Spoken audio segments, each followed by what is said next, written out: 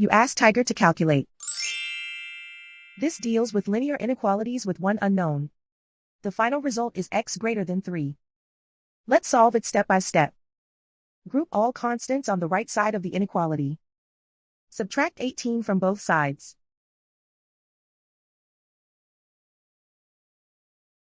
Simplify the arithmetic.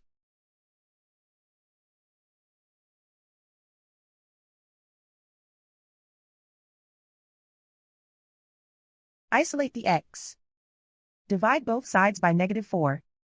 Whenever you multiply or divide by a negative, reverse the inequality sign.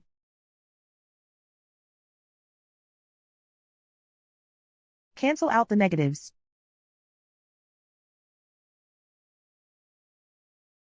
Simplify the fraction.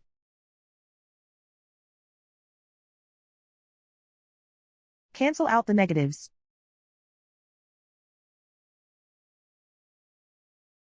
Find the greatest common factor of the numerator and denominator.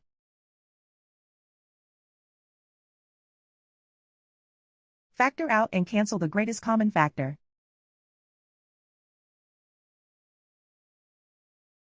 Plot the solution on a coordinate grid.